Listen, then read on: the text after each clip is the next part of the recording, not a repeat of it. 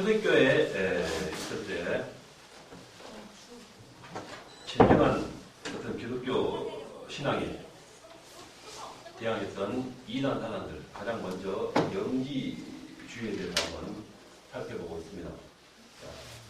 그래서 이 영지주의자들 가지고 있는 사상에 대해서 또 세부적으로 하나하나 지금 알아보는 상황인데, 이원문 사상, 일출설, 가연설, 완전히 우리 정통신앙과는 다른 유배되는 어떤 그런 교리를 가지고 있는 그런 집단들이죠. 자, 네 번째는 구원입니다. 자, 이들은 구원에 대해서 어떻게 생각을 하고 있는가라는 부분이 되겠죠. 창조주 하나님은 세계와 인간을 창조하셨다. 그러나 창조주는 인간의 고통과 죄의 문제를 해결할 능력이 없다. 이렇게 말하는 것이죠. 자, 인간은 창조주가 창조했을 당시 영적 요소가 담긴 채 창조되었다는 것입니다. 그래서 인간이 자기 자신 속에 있는 영적 원리를 신령한 지식으로 이렇게 터득하면 스스로 구원이 가능하다라고 이단 구원을 외치고 있다라는 것입니다. 자기 속에 있는 영적 원리를 신령한 지식으로 터득을 하면 스스로 구원을 받는다라는 것이죠. 자, 예수 그리스도가 그가 세상에 오셔서 자기 스스로 완전한 어떤 그런 해탈을 통해서 인간 스스로 구원이 가능한 것을 보여주신 분이다. 예수 그리스도의 교훈은 인간이 어떻게 하면은 물질 세계를 극복할 수 있는가에 대한 뚜렷한 통찰력을 일깨우는 것이다. 그리고 또 그리스도가 전해준 통찰력은 신비한 마법에 의하여 세속의 영역을 초월해서 하나님의 세계인 빛의 세계로 들어간 것이다. 바로 방금 말씀드린 이것이 구원이다라고 주장하는 것입니다. 자, 이렇게 자기들만의 이단적인 사상이 추가되어 있는 그런 구원론을 주장하고 있는 것이죠. 자, 그렇다면 그들은 인간은 어떻게 분류를 하고 있을까요? 인간은 그 본성을 가지고 있는 영적 원리의 정도에 따라서 몇 가지로 분류할 수 있다라고 합니다. 가장 먼저 영적 계급. 영적 계급은 참된 기독교인 혹은 영지자들로, 자기들 주장하는 영지주의자들이죠. 영지자들로 극소수다라고 말하고 있고, 자, 그 다음에 영적 계급 다음에 심령적 계급. 심령적 계급에는 유대인들, 기독교인들 사이에 신앙은 가졌으나 아직 영지를 갖지 못한 자들로 상당히 많다. 이들은 신앙과 선행으로 구원이 가능하다라는 부분을 하고 있는 것입니다. 자, 그리고 남은 유교적 계급. 이 유교적 계급은 이교도들로서 완전히 물질뿐이어서 이들은 구원이 불가능하다라고 이렇게 인간들을 분류해 놓고 있습니다. 영적 계급, 그 다음에 심령적 계급, 그리고 유교적 계급, 이 세 가지로 분류를 해 놓고 있다는 것입니다.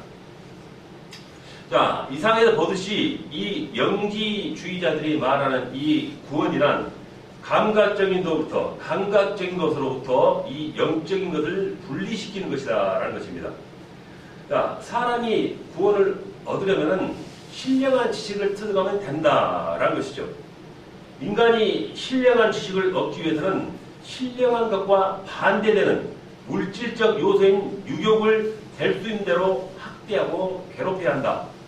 자, 이 경우에는 극단적인 금욕주의가 따른다. 또 정반대 현상으로 인간이 구원을 받는 것은 육체가 아니고 영이라는 주장하에 육체는 이러나 저러나 소멸될 것이므로 아무렇게나 사용해도 문제될 것이 없다라는 것이 그들의 어떤 사고라는 것입니다. 자, 이 영지주의는 초대교회 이후 여러 면에서 잘못된 악영향을 미쳤습니다. 자, 이 영지주의자들을 반대하기 위해서 교회가 철학을 사용하다 보니 성경보다 철학을 더 우위에 두는 경향이 생겨버렸고, 영지주의자들의 금욕사상이 중세기까지 계속해서 금욕주의에서의 영향을 주었다라는 것입니다. 그뿐만 아니라 기독교를 타 종교와 혼합하려는 어떤 최초의 시도가 바로 지금 말씀드린 이 영지주의자다라고 말씀을 하는 것입니다. 자, 이렇게 영지주의에 관해서 구분적으로 그들은 어떤 사상을 가지고 있는가 하는 것을 한번 살펴봤습니다. 이원론 사상, 유출설, 가연설, 구원, 그들만의 구원론이죠. 그리고 방금 말씀드린 인간의 분류, 이렇게 자기들만의 신앙으로서 교를 가지고서 그 당시 초대교인들을 많이 괴롭혔다라는 것이 바로 이 영지주의자들에게 한 어떤 그런 내용이 되겠습니다. 자, 두 번째로는 어떤 또 이단이 있는가 하는 것이죠. 두 번째는 그 당시에도 이 영지주의 못지않게 우리 초대교회에 반대하는 어떤 신앙을 가져왔던 그런 이단 사상이죠.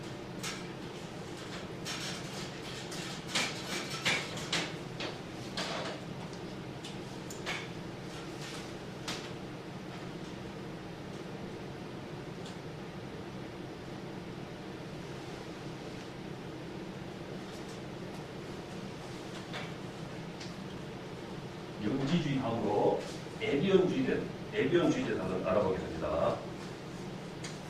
자, 이 에비온주의는 유대주의적 기독교 일파들합니다. 자, 유대교에서 이렇게 파생된 어떤 유대주의적 교회를 나타낼 때 이 에비온주의라고 말씀드린다는 것입니다. 이 명칭은 히브리어로 에비온이고 지금 말씀드린 헬라어 푸토코이, 즉 가난한 자라는 뜻입니다. 그 말에서 유래하였다는 것입니다. 그래서 이 에비온주의자들은 대체로 주후 67년경에 발생해가지고 79년경에는 이제 요르단 동쪽까지 이렇게 점차 넓혀가기 시작했다라는 것입니다. 자, 그 당시 이 에비온주의자들은 세 파로 나뉘어 있었습니다. 자, 말씀드린다면 나사렛파, 에비온파, 이걸 유대 정통파죠. 그 다음은 바리새파 에비온파, 정통 에비온파입니다.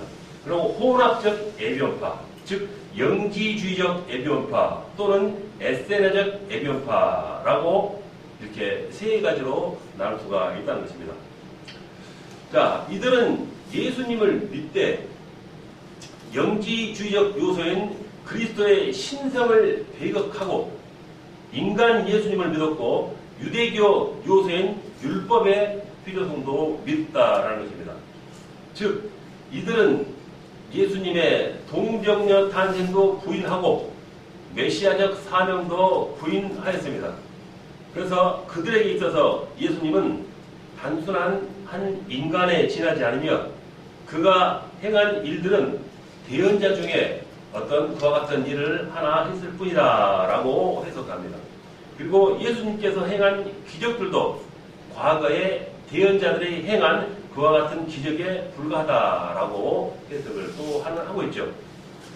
또한 예수님의 교훈이 엄격했기 때문에 율법이 필요하다고 했습니다.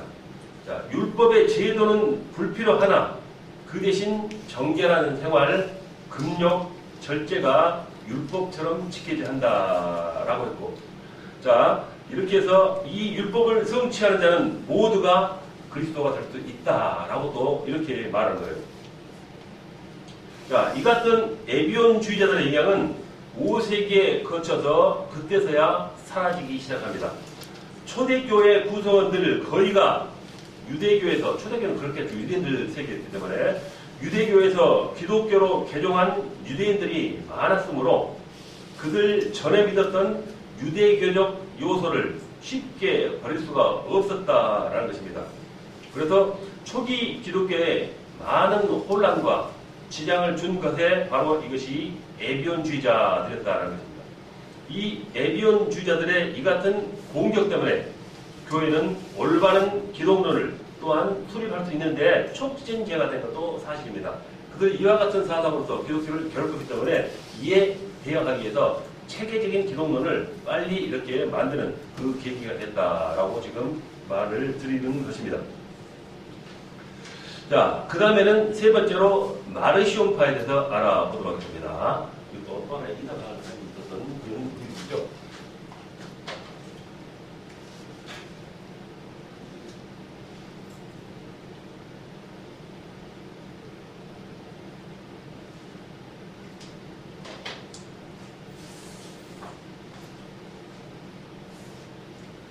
자, 방금 말씀드린 이 마르시오는 소아시아 폰투스 지방의 시노페 감독의 아들로 태어났습니다. 이 마르시온이.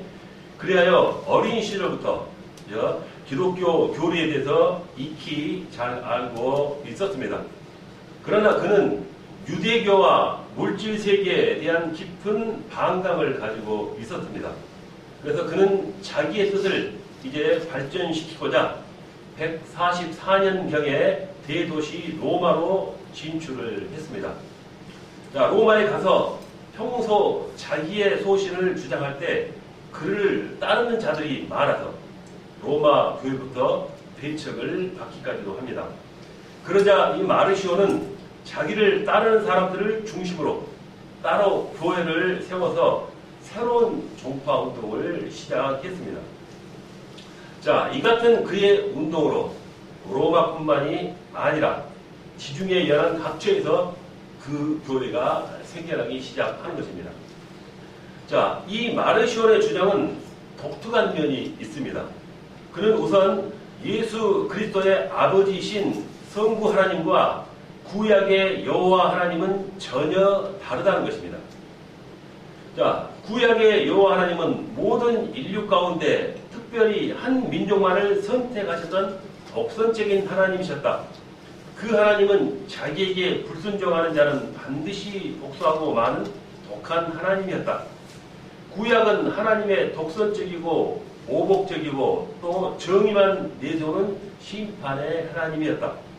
그러나 신약의 성부 하나님은 복수심이 전혀 없는 자애로우신 하나님이시고 우리들에게는 아무것도 요구하지 않으시고 구원을 포함한 모든 것을 값없이 주신 사랑의 하나님이시다. 자, 신약 성부 하나님은 자기에게 복종하시기를 원하지 않고 단지 사랑받기를 원하신다. 그런데 신약 성부의 하나님은 오직 영적 세계만을 창조하셨다. 독선적이고 심판의 하나님이신 구약의 여호와 하나님이 세계와 물질과 그리고 인간들을 만드셨다. 그러고는 이 세계 속에다가 인간들을 배치해 놓으셨다. 그런데 인간들이 이 물질 세계와 여호와가 지배하는 세상에서 시달림을 당하고 있을 때 신약의 성부 하나님께서 그의 아들을 통해서 인간을 세상에 구원코자 하셨다.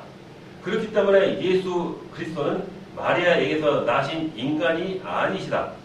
만약 예수 그리스도가 우리와 똑같은 인간이라고 한다면 그는 성부 하나님이 보낸 분이 아니라 구약의 여호와 하나님이 보내신 분이기 때문이다 라고 말을 한다는 것입니다.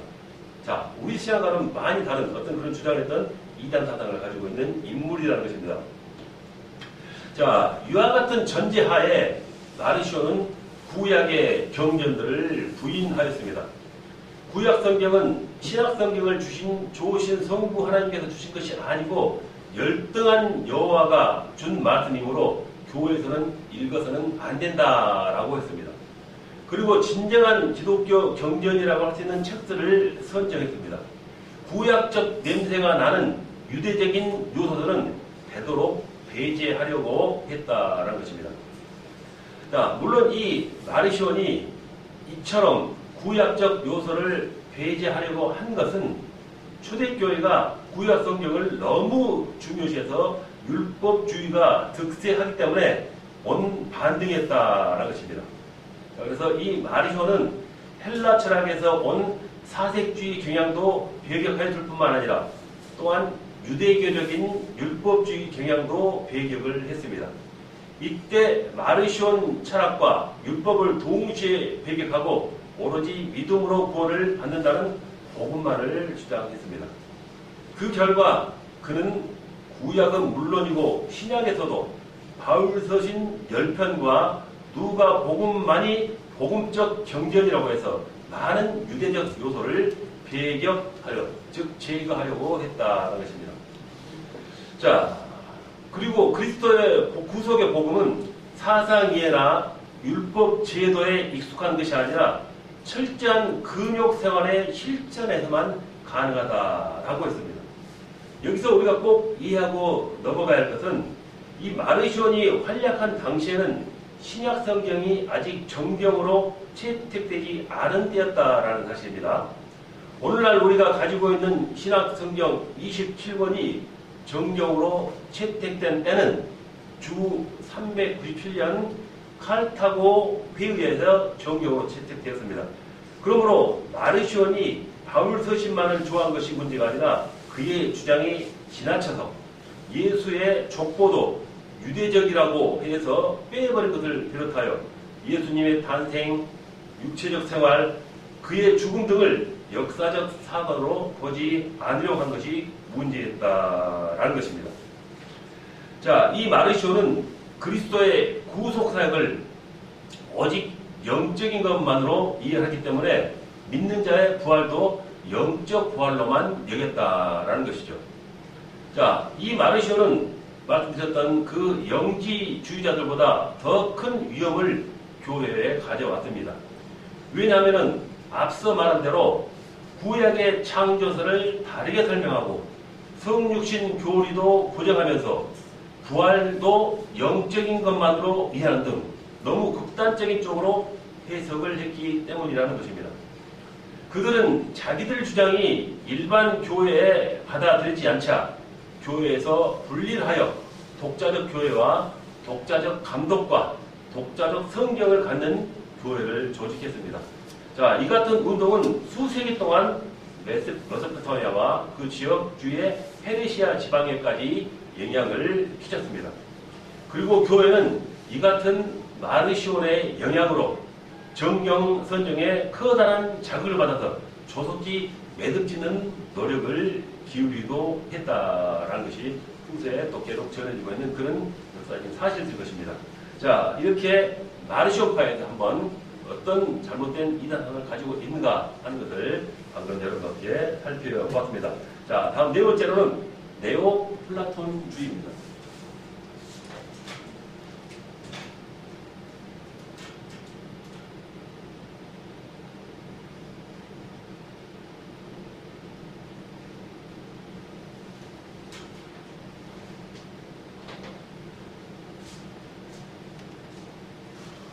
자, 네오플라톤주의. 자, 여기 제목과 마찬가지로, 즉, 알 수 있듯이, 이 부분에 있어서는 기독교의 어떤 철학적인 사상이 스며들기 시작한 어떤 그런 이단적인 사상일 것이다. 라는 것이 미리 짐작이 되실 것입니다. 자, 우리가 다루고 있는 이 플라톤은 아테네에서 한 귀족 가문에서 태어났습니다. 플라톤은 소크라테스의 제자였다가 그의 스승이, 즉, 별세하자 그의 후계자가 됩니다. 그는 주전 387년에 아테네에서 아카데미 학원을 창설해서 20년 동안 가르치는 일과 저술 활동을 했습니다. 이 플라톤 사상은 13세기까지 기독교에 심대한 영향을 끼칩니다. 13세기에 토마스 아퀴나스가 아리스토텔레스 사상으로 바뀔 때까지 이 플라톤 사상은 기독교 사상가, 즉 교부죠. 교부나 지도자들에게 막강한 영향력을 끼친 것입니다. 그래서 알렉산드라의 클레멘트나 오리겐은 물론이고 어거스틴의 신학사상에는 이 플라톤의 영향이 크게 작용한 것을 우리가 살펴볼 수가 있습니다. 자, 그렇다면 이 플라톤의 사상이 무엇이기에 그토록 영향을 미쳤는가라는 것이죠. 그것은 플라톤 사상 중에 이원적 세계관, 즉 영혼 불멸의 사상인 것입니다. 이원적 세계관과 영혼 불멸의 사상. 자, 플라톤은 이데아의 세계와 현실의 세계가 있다고 했습니다. 자, 이데아의 세계는 선한 것이고 그것의 정점은 곧 하나님이시며 이 하나님께서 모든 사물의 근원이라는 것이죠. 그리고 인간의 영혼은 선제적인 것이다. 자, 이미 존재했었다라는 것이죠. 자, 여기에 아이디어를, 힌트를 얻은 어거스틴은 영혼의 기원을 전이설로 주장하였고 펠라기우스는 창조설을 주장했다는 것입니다. 자, 이 플라톤의 사상이 그만큼 영향을 미쳤다는 것입니다. 자, 이 플라톤은 인간의 영혼은 선제적인데 범죄로 인하여 현상세계인 육체와 결합됐다라는 것이죠. 그렇지만 영혼 자체는 본래 이데아의 선한 것이므로 그것은 영원히 면할 수가 없다는 영혼 불멸설을 또 주장한 것이죠. 따라서 인간의 육체는 죽어서 소멸되지만 영혼은 없어지지 않고 영원한 이데아로 남게 되는 것이다 라고 하는 것입니다. 자, 그렇다면 이 같은 플라톤의 사상과 기독교에서 말하는 영혼 구원과는 어떻게 상호관계가 있는가라는 것입니다. 자, 여기에 대해서 초대교회는 많은 혼동을 가져왔다는 것이죠. 자, 우리가 믿는 기독교는 보이지 않는 영혼만 구원된다고 믿지 않고 영과 함께 부활되는 영체가 구원받는 것을 믿는 전인적인 구원을 받는다고 생각합니다. 자, 그래서 초대교회는 이처럼 유대교적 배경을 가진 에비온주의와 또 반유대적 배경을 가진 마르시온주의와 헬라 철학의 배경을 가진 네오플라톤주의와 모든 것을 섞어서 혼합하려는 이 영지주의 사상적으로 많은 시련을 겪어야만 했습니다. 자, 그러나 하나님께서는 이 같은 시련 속에서도 당시의 교회는 쓰러지지 않고 연연하게 자라게 하셨습니다. 이 교회는 사람의 것이 아니고 즉 하나님의 것이기 때문이죠. 그래서 하나님은 항상 이 모든 역경 속에서도 항상 주님의 뜻대로 우리 교회를 섭리해 오고 있는 것을 또 다른 시각으로도 우리가 찾아볼 수 있어야 한다는 것입니다. 자, 이렇게 이단 사상에 대해서 몇 가지 나누어서 분류해서 여러분과 함께 살펴보았습니다. 자, 다음은 제6항으로 준비했습니다. 이단 사상에 관해서 한번 듣고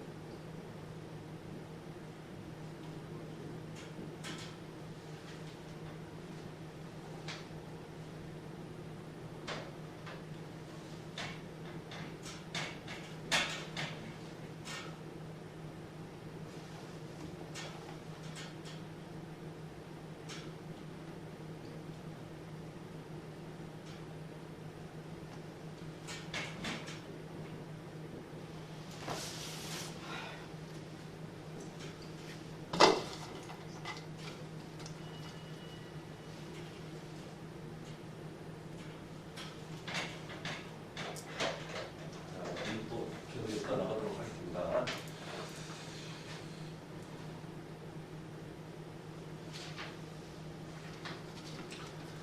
자, 신약교회 사상 고수주의자들. 자, 제일 먼저 신약교회가 타락하게 되는 원인입니다. 자, 지금까지 기록된 많은 교회사가들은 신약교회가 타락했거나 변질되었다고 보지는 않습니다. 대개 교회사의 기록에 의하면 교회는 역사적 발전의 법칙에 의해서 자연적으로 변하여 자연스럽게 발전해 왔다고 보는 것이죠. 그렇지만 신약교회는 속사도들과 초대교회 사상가들 그리고 지도자들 즉 교부들에 의해서 약간씩 변질이 되고 그 변질은 훗날 큰 타락으로 연결이 되었습니다. 자, 그렇다면 신약교회가 왜 타락을 하게 되었는가?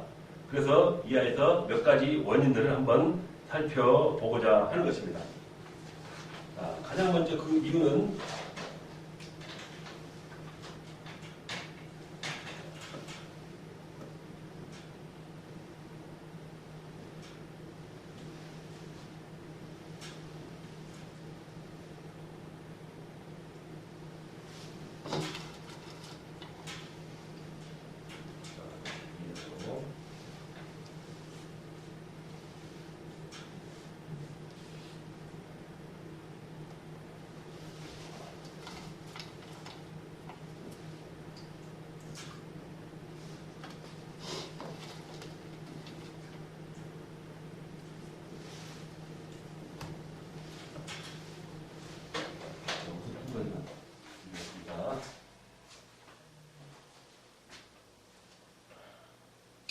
자, 가장 먼저 내세울 수 있는 이유.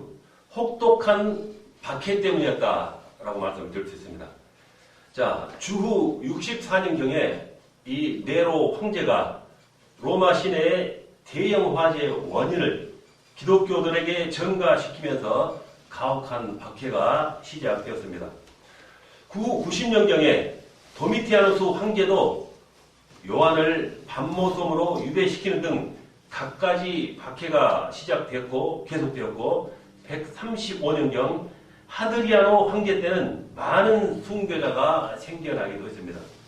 자, 200년경 세베리우스 황제나 250년경의 데키우스, 300년경의 디오클레티아누스 황제 지하에서도 멈추지 않는 박해가 계속 이어져 갔다는 것입니다.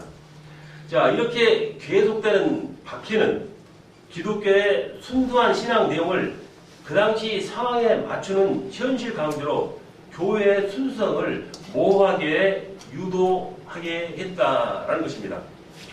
자, 신약 교회 성도들에게는 현실보다는 신앙적 이상이 절대적이습니다.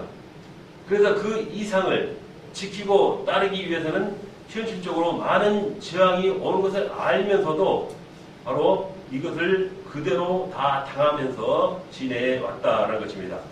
그러나 교회 사상가들이나 지도자들은 자기들이 당면한 현실 타기가 이상의 추구보다 더 급선무였다는 것입니다. 자, 이 같은 박해 때문에 어쩔 수 없는 이러한 상황 때문에 교회의 변질이 가져오기 시작했다라는 것이요.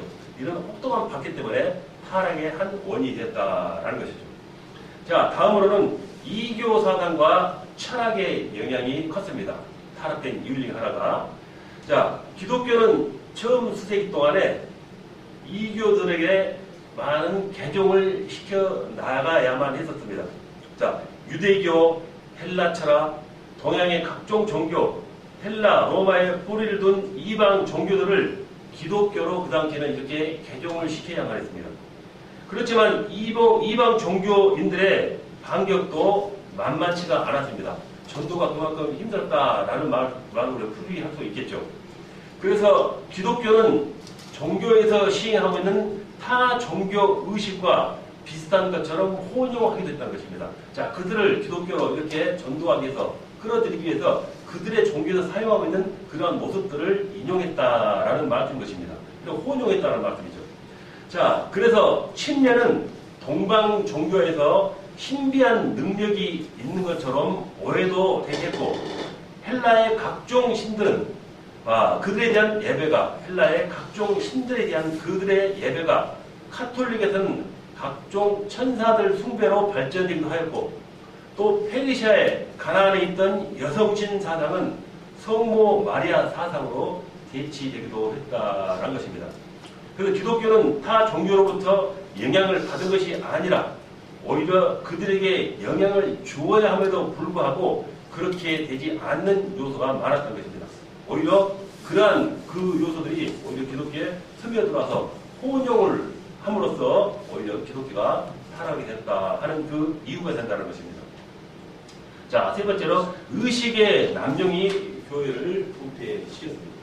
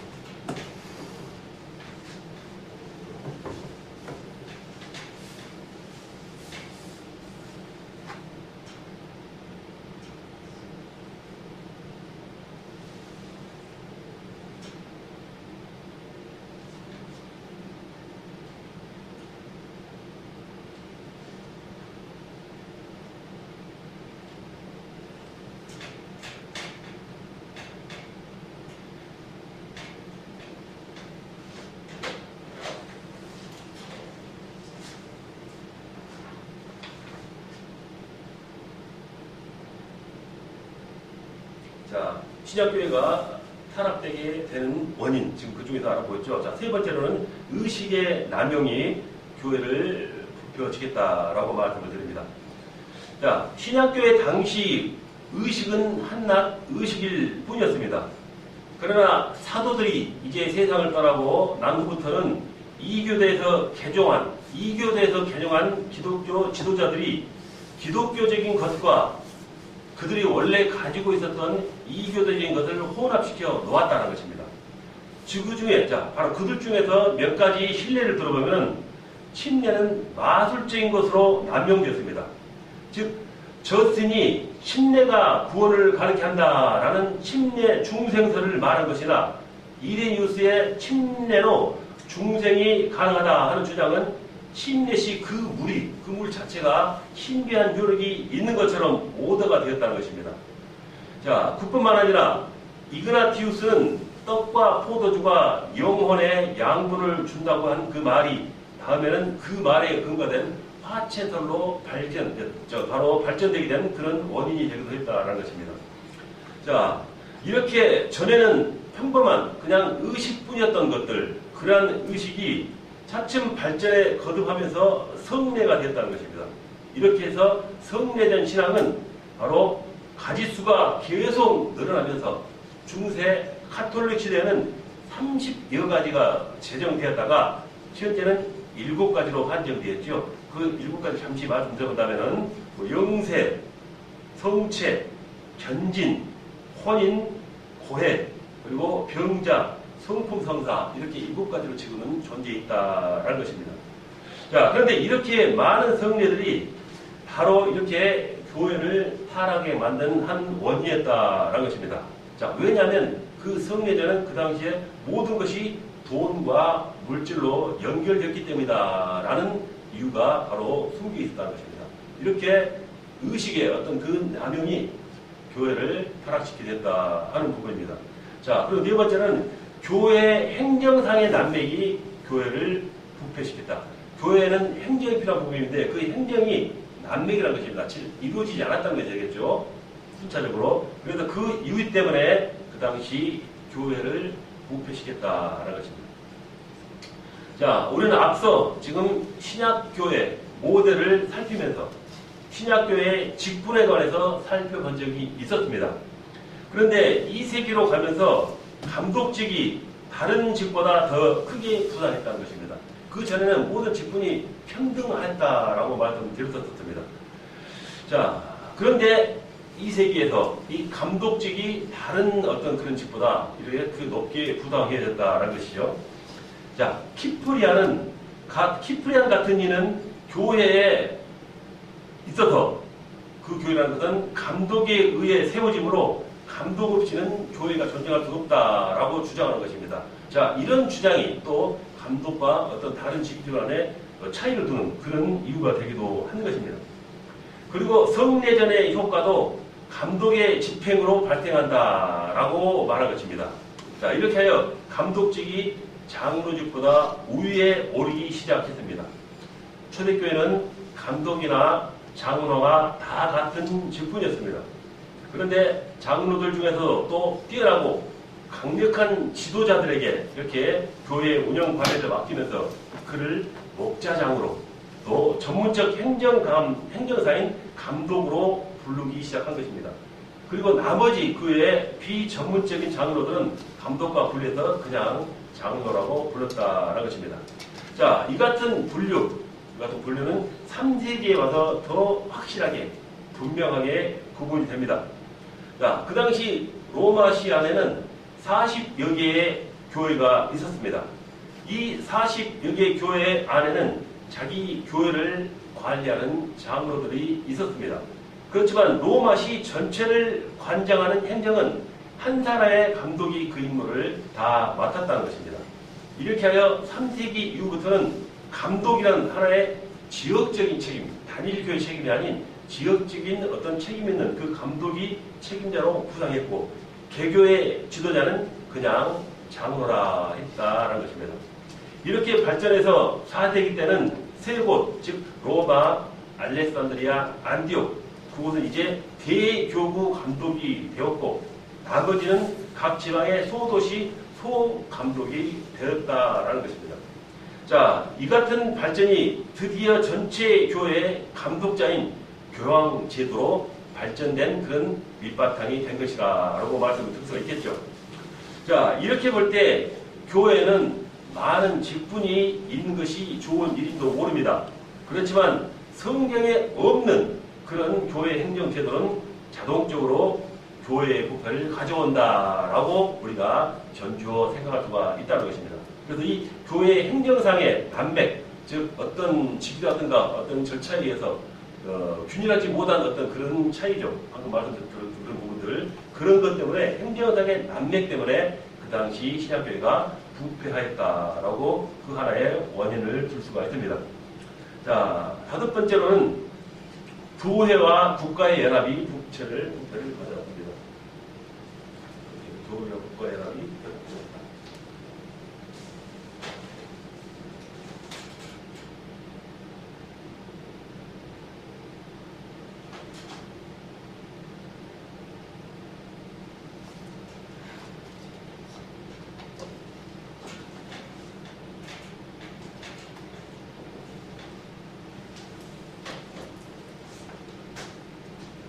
네. 자, 다섯 번째로는 교회와 국가의 연합이 부패를 가져왔다라는 이유입니다. 자, 신약성경에서 예수님께서 가이사 것은 가이사에게, 하나님 것은 하나님에게라고 마태복음 22장 21절에 하셨던 그 말씀에 의하면은 국가와 교회와의 구분이 분명하였고 신약교회에서도 그랬을 거라고 보는 것입니다. 그런데 콘스탄틴 황제 이후 국가와 교회는 연합이 되기 시작했습니다. 그래서 황제들이 친히 교회 회의를 소집했고 교회의 결정을 황제가 인정하느냐 안 하느냐 부정하느냐 하는 것에 따라서 교회의 방향이 달라지게 된 것입니다. 자, 교회 지도자들은 영적 힘으로 지도자의 역할을 다 할애하지 않고 정치 권력자들과 결탁해서 자기의 세력에 어떤 진출을 기도해 나갔다는 것입니다. 자, 이렇게 되자 현명하고 영력 있는 지도자의 도움을 얻을 수가 없게 된 것입니다. 그래서 생긴 것이 지리적으로 가까운 지도자들이 함께 모여서 이렇게 전체 회의에서 결정된 것을 권위로 인정하는 관행이 있었다는 것입니다. 자, 그런데 다수가 모인 회의에서는 재능이 있고 재치가 있는 자가 회의를 유리하게 이끌어가기 마련입니다. 교회의 힘은 다수가 결정하는 전체 회의에서 생기는 것이 아닌데 교회 회의를 통한 결정이 곧 성경과 같은 권위를 갖게 된다는 것입니다. 즉 말씀이 존재하고 있는데 교회 자체 그들이 모여서 결정된 사항을 우위에 둔다라는 그런 현상이죠. 자, 이 외에도 교권의 경쟁, 비진리가 정치적으로 승리하는 결과들을 계속 가져오고 말았다는 것입니다. 자, 이 외에도 기독교인의 예배와 생활을 변화시키는 여러 가지 요인들이 이제 계속 작용을 합니다. 극단적인 금욕생활로 그리스도께 대한 충성을 증명하라고 한다든가 모든 성도가 다 같은 형제요 자매라는 일체감을 빼버리고 성직자, 평진도 사이가 점점 멀어지는 그런 현상이 일어난 것입니다. 자, 이와 같은 것들이 어떻게 보면 교회의 타락을 가져온 부분이기도 한다라는 것이죠. 자, 이런 대세의 물결에 아무 문제의식을 느끼지 못하고 그냥 흐르는 대로 흘러가는 그냥 많은 사람들의 모습이었다는 것입니다. 그러나 그 같은 세대 속에서도 무언가 운동을 하고 올바른 것으로 가고자 하는 그 반대 운동을 하는 소수의 우리들도 분명히 있었습니다. 자, 그들을 이름하여 분파주의자라고 하는 것이죠. 자, 이들 분파주의자들은 왜 대세 물결, 지금 앞서 말씀드린 그런 대세죠. 그런 물결 속에서 반응을 하고 자기 주장을 굽히지 않았는가라는 것입니다. 그에 대해서 후세들은 그들을 이단자 또는 분파주의자라고 평가를 하고 또 그들에게 그러한 이름을 낙인 찍었다는 것입니다. 그런데 그들의 과연 신앙이 없고 이교도들과는 다름없는 이단이 됐을까 하는 것은 우리는 다시 한번 다른 시각을 가지고 생각해 보아야 한다는 것입니다. 다시 말씀드린다면 그와 같은 교회가 타락하는 그런 많은 교회가 갖고 있던 문제들, 그렇지만 그것에 대한 반론, 그건 잘못됐다 하고는 자기 주장을 펼치는 자들이 지금 분리주의자라는 어떤 모습으로 생겨났다라는 것이죠. 그렇죠. 이 분리주의자라고 하는 이 그들에게 원래 기존에 있던 그 교회 지도자들은 이들을 이단이라 했다라는 것입니다. 그렇지만 이단이라는 말은 들었지만 그들의 모습이 진정한 어떤 본래의 어떤 잘못된 그런 모습만 있었는가 하는 것도 다시 생각해보자 하는 것을 지금 말씀드린 것입니다. 자, 그래서 방금 말씀드렸던 분파주의자에 대해서도 우리 한번 다시 알고 넘어가야 하겠죠.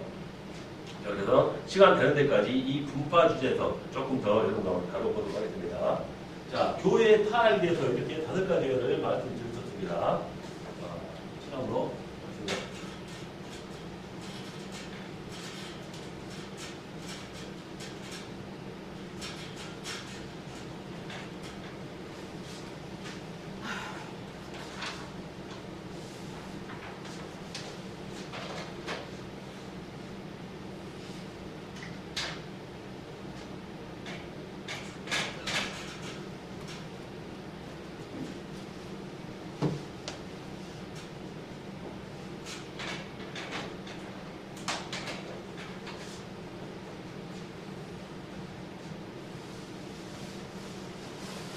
자, 분파주의자에 대해서 잠시 더 덧붙여서 말씀드린다면, 자, 여기서 대전제로 확실히 우리가 알고 넘어가야 할 문제가 있습니다.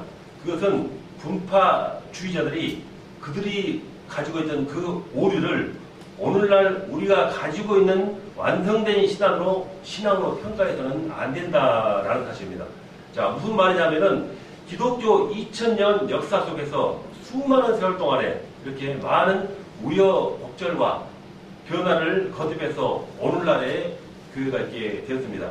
따라서 이 분파주의자들도 그들이 활동했던 그 시대의 상황에서 비추어서 평가해 봐야 한다는 것입니다. 그래서 그런 부분으로서 우리가 한번 다뤄볼 부분이 있다는 것이죠. 자, 가장 먼저 우리가 다뤄야 할, 시간 좀 있으니까 한 5분만 할게요. 자, 이 분파주의자에 대해서 가장 먼저 다뤄야 할 파가 있습니다. 한 가지 더 말씀드릴게요. 이 시간에는요.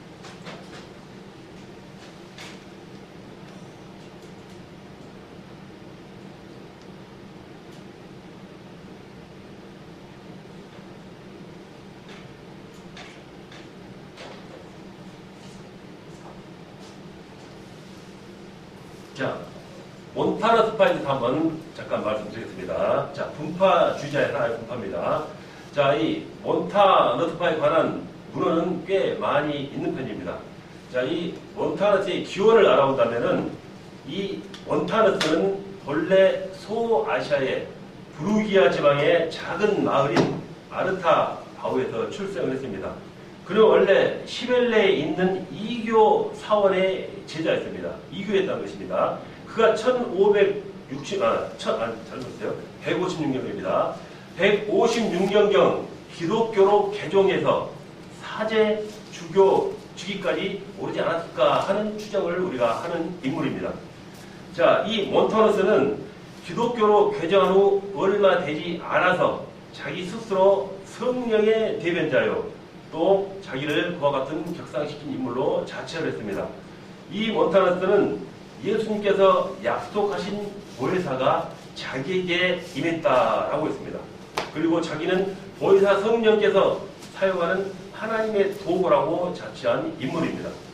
자, 성령님께서는 자기를 황홀한 지경에 사로잡히게 한 다음에 말씀을 주시는데, 그때 자기 말은 내 개인의 말이 아니라 보혜사의 말씀이다 라고 했다라는 것입니다.